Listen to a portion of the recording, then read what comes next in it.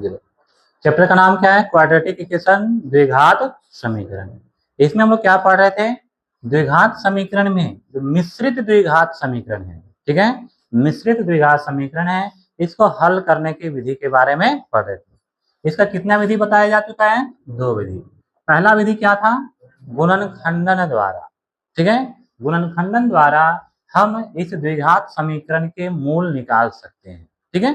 और द्विघात समीकरण के कितने मूल होते हैं? 2 मूल होता है। जिस प्रकार से द्विघात बहुपद के 2 शून्य होते हैं, उसी प्रकार से द्विघात समीकरण के कितने मूल, कितने रूट होंगे? 2 रूट होता है, ठीक है। तो हम यहाँ पर जो दूसरा विधि है, इसे वर्गमूल पूरा करके या तो फिर इस मिश्रित द्विघात समीकरण है, इसे शुद्ध द्विघात समीकरण में बदल करके हम इसका मूल निकालेंगे, ठीक है। इसके कुछ स्टेप हैं। पहला स्टेप आपको बताया गया था।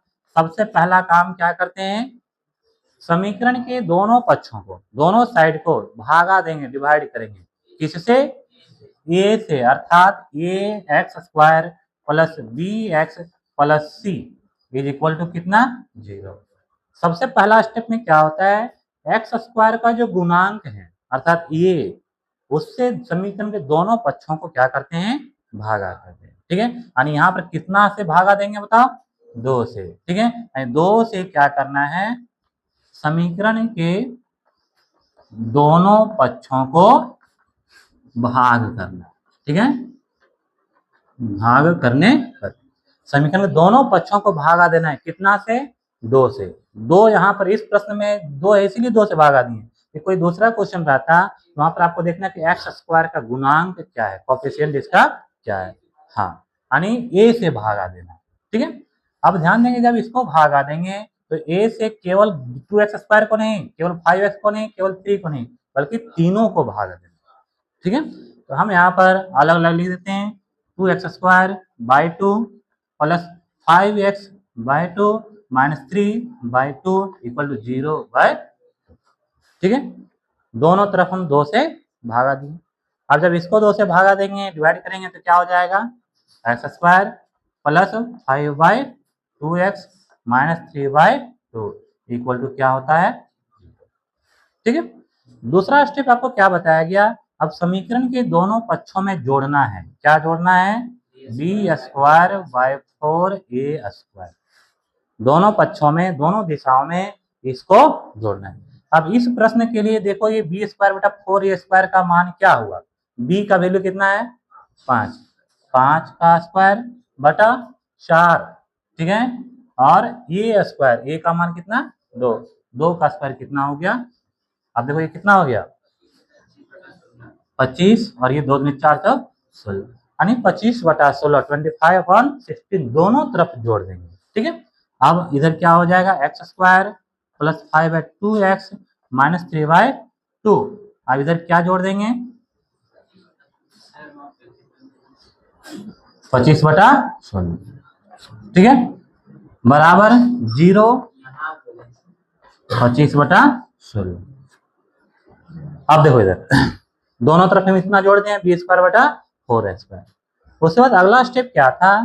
प्रश्न का जो ये पहला जो अचर पद था, पहला जो अचर पद था, अर्थात जो सी था, ठीक है, यानी सी, और बाद में हम इसको भागा दे दिए किससे? ए से। इस सी बाय ए को दूसरी ओर ले जाना है, ठीक है।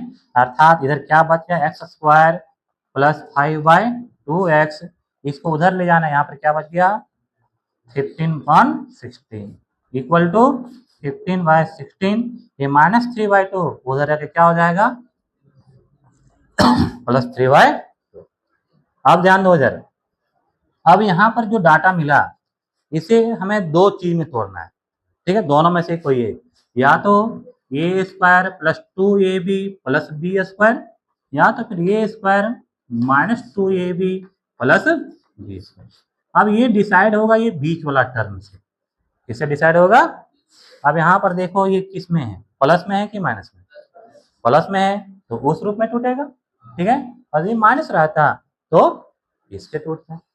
यानी अब यहाँ पर आपको क्या करना है? बीच वाला पर ध्यान आपको नहीं देना है, दोनों साइड वाले पर। ये क्या लिखा हुआ है? X square. ये कितना है? 25/16। इसको स्क्वायर के रूप में, वर्ग के रूप में हम कैसे लिख सकते हैं? 5/4 का स्क्वायर।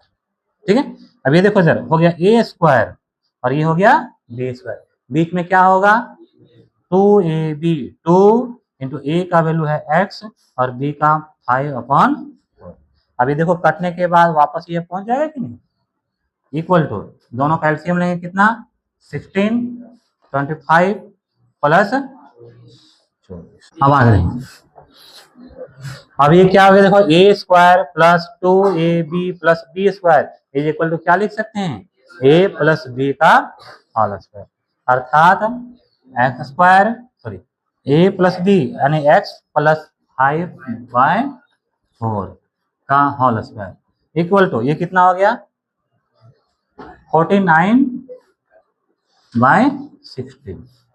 ठीक है, 49/16।